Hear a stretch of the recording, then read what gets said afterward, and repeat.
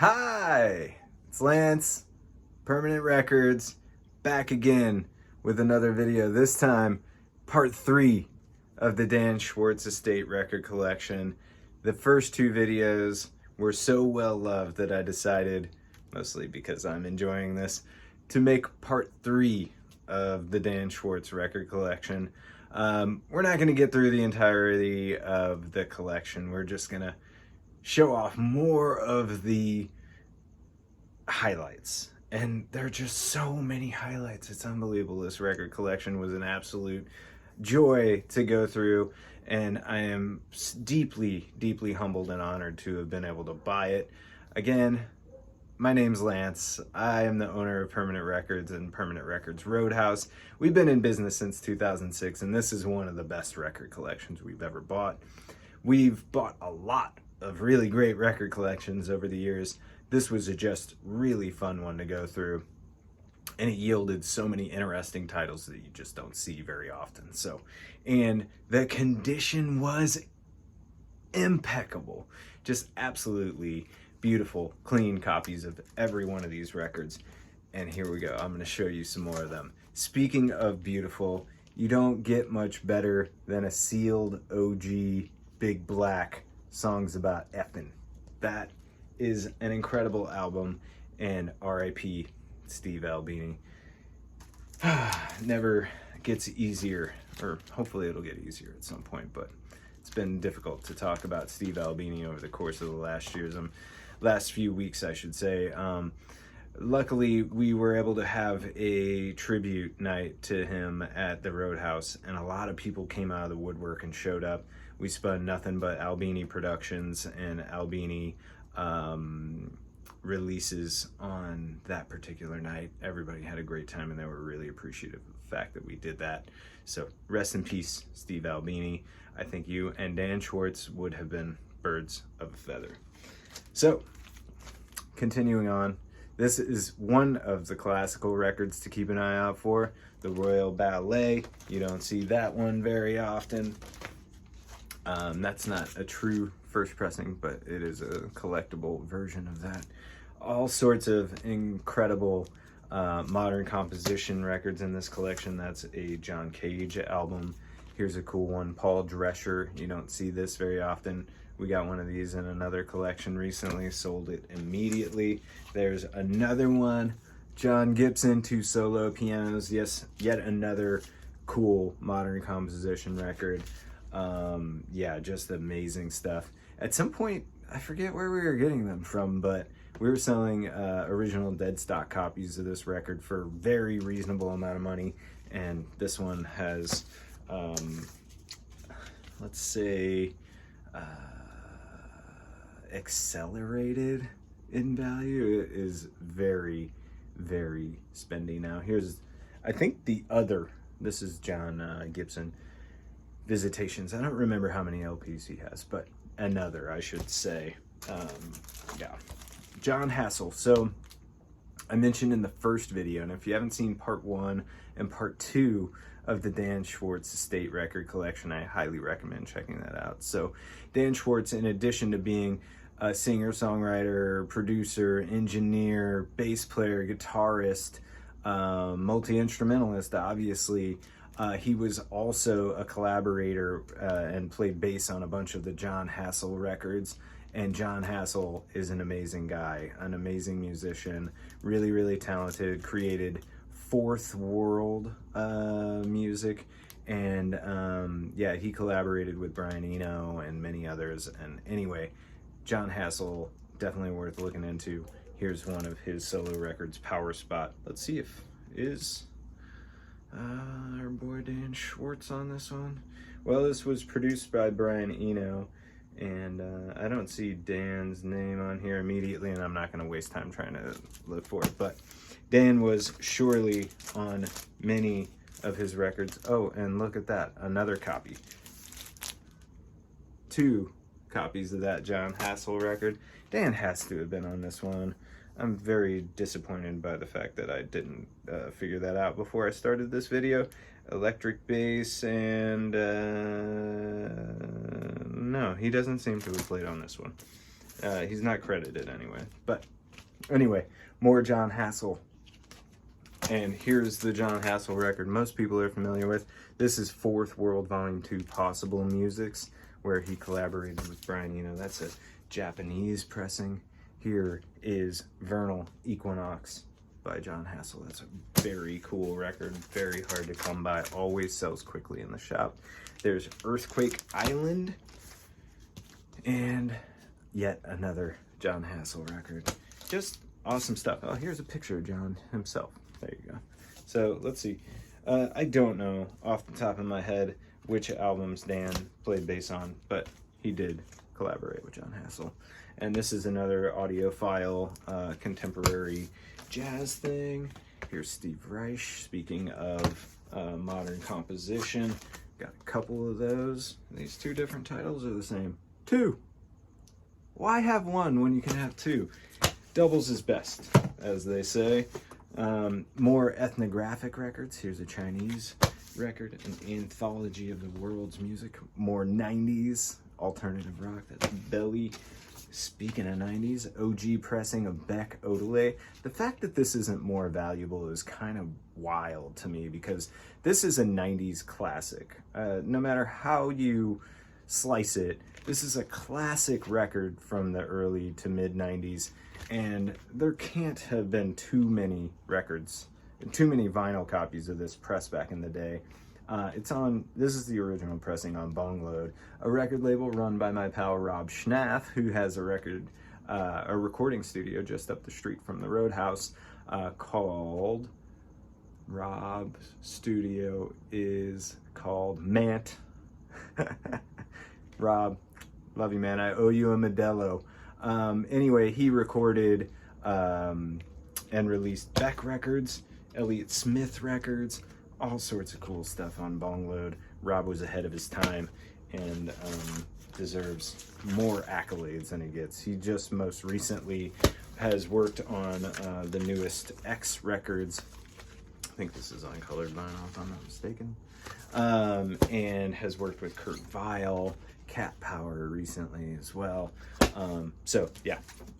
Sorry, I skipped over a bunch of those things to tell the story of Rob Schnaff, because I pulled out an original pressing of Odelay. That's an audiophile pressing of Wes Montgomery. We got a reissue, not anything terribly special about that, but this is an audiophile pressing of the same album, Folk Singer by the legendary Muddy Waters. Here we have Lucille by B.B. King, the Mo-Fi audiophile pressing, and here we get into more audiophile stuff. This is Stellar Regions by the legendary John Coltrane, one of my favorite jazz artists of all time. I'm not alone in that opinion. Original UK Beatles, Sgt. Pepper's, and then you got rare Beastie Boys records from the 90s. Can never get enough of those. Okay, this is now the third audiophile reissue of Pet Sounds. Obviously, Dan was in search of the best possible copy of Pet Sounds he could get his hands on. I don't happen to know which one audiophiles find to be the best. That's not why I collect records, but I appreciate the fact that other people do. Here's a cool looking international record. Looks like an Indian thing of some sort. I don't know anything about that. There were lots of international records that I had never seen before in this collection. There's one, presumably from India, where that gentleman is playing the sitar, obviously. Moving right along, we have more Indian records in the mix here. This one is still sealed, never been played. 90s classic. I was deeply into Tori Amos when I was in like 7th grade, probably because of a girlfriend that was very into Tori Amos, but I still can appreciate Tori to a certain extent. I'm very nostalgic for that stuff. This is Big Black. This is Atomizer. I don't know what's better. Tell me what you think in the comments below. Do you like songs about effing or Atomizer? I would love to hear your opinion. I tend to go with this one. Lots of people love this one. They're both fantastic. These are both still sealed original pressings. Amazing. Albini is the GOAT. This is an audiophile pressing of the classic kind of blue. Here's a cool looking electronic record that I've been meaning to listen to. So I'm gonna pop that in the front. We got an audiophile reissue of the Bill Evans Trio, Sunday at the Village Vanguard. More Bill Evans. Every time we get a Bill Evans record in, it sells immediately. Here are two very cool Terry Riley records. I mentioned Terry Riley recently. This is Shri Camel, and this is Descending Moonshine Dervishes. That's better than Unique New York to get you warmed up for your YouTube video recording. Steve Reich, amazing stuff. This is modern composition, as were both of those Terry Riley records. Really, really hypnotic, repetitive, really interesting stuff. Very academic, but also very listenable, and in a way that makes these records a very good gateway into the world of classical music, or at least into the world of modern composition. And there are contemporary artists like Bitch and Bajas that are making music similar to Steve Reich and Terry Riley, and I highly recommend them as well. Our history with Bitch and Bajas goes way back. We released, this is a tangent, by the way, warning, tangent. We got Bitch and Bajas and Moonduo 7-inch we put out for Record Store Day on, I don't remember the year, more than 10 years ago. And before Bitch and Bajas, Cooper Crane from Bitch and Bajas was in a band called Cave. And then before that, he was in a band called Warhammer 48K. We put out the first Cave record on our label. We put out a subsequent Cave record. And then we also put out the second Warhammer 48K record on Permanent Records. Those records come super highly recommended, obviously. I absolutely love them to this day.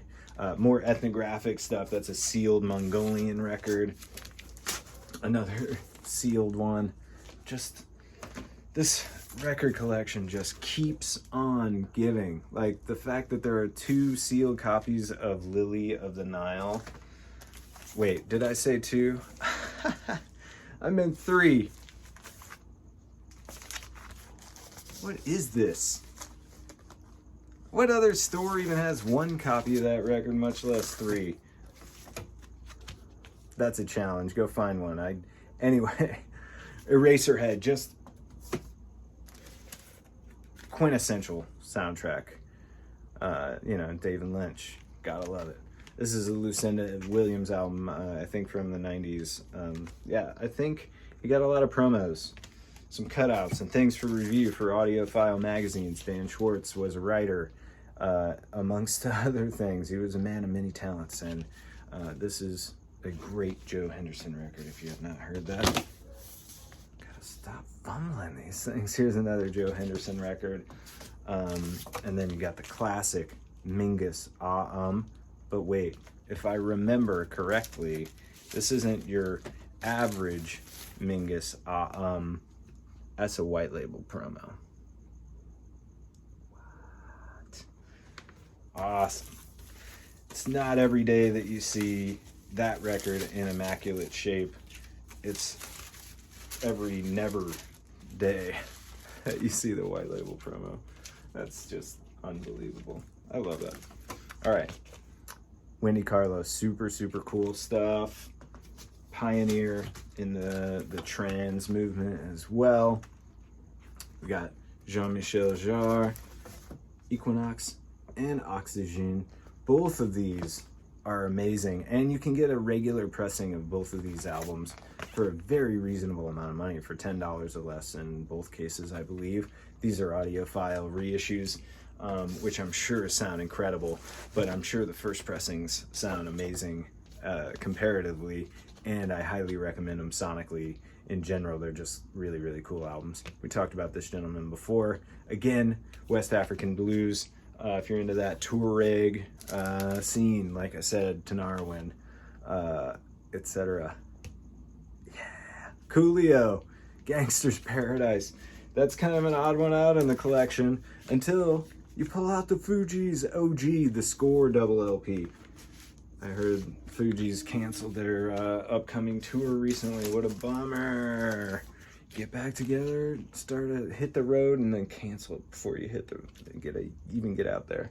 Francis Bebe. He's obviously he plays the thumb piano here, but he also did some electronic records that I highly recommend. I'm trying to think of the name of the label. Maybe Born Bad released them. Amazing stuff. You got to check that stuff out. So anyway, we're getting into some like kind of more, for this collection, more mundane stuff. There's not just one copy of the United States of America album. And if you haven't heard this record, I highly recommend it. There are not only one, but two. And here's the third copy of the United States of America. This is an amazing, kind of jazzy, psychedelic rock album. One off, the band put out one album, and that was it. Kind of a studio musician, supergroup kind of thing. Joe Bird went on to put out an album of his own. He was in United States of America. Anyway, you can read all about that band on the internet. I don't have time to get into it right now. Just more amazing international stuff. Music from Nubia. Here's the third sealed Big Black LP. Pig Pile. That's a comp. And then you got Atomizer, Big Black, and Pig Pile with the original hype sticker on the front there as well. More Bjork. As I've said, anybody with good taste at least appreciates Bjork, if not is a fan. I don't think I said that right, but whatever. Jerry Garcia, 90s, American Music Club. They mentioned bootlegs in their email, their original email. There's a Beatles boot for you. Audiophile pressing. I wouldn't have touched this record with a 10-foot pole, but that's an audio, because of the value, not because of what the music sounds like. I'm not a Belafonte hater. We got Alan Lomax did this cool series. There's a whole bunch of these, and this is the Indian one. There are World Library of Folk and Primitive Music comps. These are really cool packages. They have extensive liner notes inside the gatefold. The artwork looks the same on the whole series, and they're from different countries from all over the world. The Indian one's super cool. Popol Vuh, Nosferatu soundtrack, classic krautrock / soundtrack. David Byrne, Ryuichi Sakamoto, The Last Emperor, a sealed copy of the Plan 9 from Outer Space soundtrack. I mentioned this in video number 1. At the top of the spreadsheet of the albums that they listed for sale was this African Head Charge and this African Head Charge, both on You Sound. Absolutely amazing early 80s post-punk albums. We got Japanese pressing of David Bowie there. You got an Audiophile Traffic LP. You got Bert Jansch and John Renbourn here. Classic UK folk rock. This is an Audiophile pressing of an otherwise very mundane title. You got the Kalahari Surfers. This album's called A Letter from South Africa. It's from 1984. I don't know much about that, and I'm interested, to say the least. OG pressing of King Crimson, Court Crimson King. The Simpsons. I don't remember what this is. Some oddball 12-inch thing that just happens to have a decent amount of value. Here's Doug McLeod. This is on that Audio Quest label. If you dig that stuff, the majority of that's in here. I have a feeling Dan was involved with that label or did reviews for Audiophile publications of those titles. It's a cool Shelly Manne record on Mainstream. Audiophile, Bob Marley. Audiophile, Bob Marley.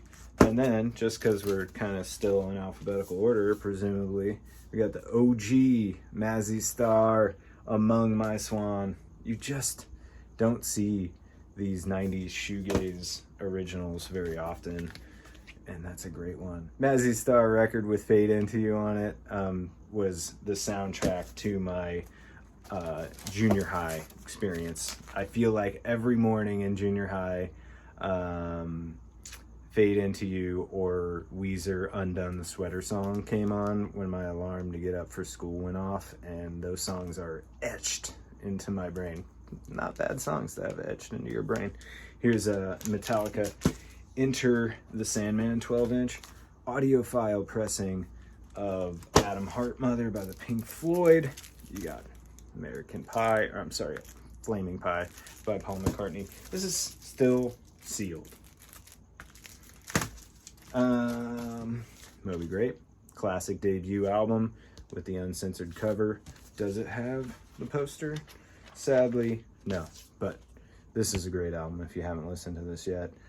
Mainstream, this is everywhere. It's a cheap album, generally speaking. This is like some kind of special pressing of it that I don't know the details on yet, but either way, if you don't have that, and Skip Spence's or you gotta check that out, Alexander Skip Spence. This is a private pressing on their own Earthquack record label, Mother Mallard's Portable Masterpiece Co. There were 2 of these albums in this collection, and the other one is buried deep somewhere. I'm not sure where it is. This one has come up lately. Moondance, classic Van Morrison. And we got Muniyungo. This is another series on the Vital Records label. I think we have probably everything that came out on that label from this collection. So yeah, I think that'll just about do it for today. There's more stuff we could get into here, but we just don't have time. This has been part 3 of the Dan Schwartz Estate record collection. Thank you again for bearing with me. It's so hot in this back room, and if you're watching this in the winter months, you can't possibly understand the warmth, the overwhelming warmth that I'm feeling. But you know what would give me even greater overwhelming warmth is if you would subscribe to this channel, like this video, and leave a comment below. I will be eternally grateful. And I will continue making videos for you, and we will see you next time on the Permanent Records YouTube channel, y'all. Thank you.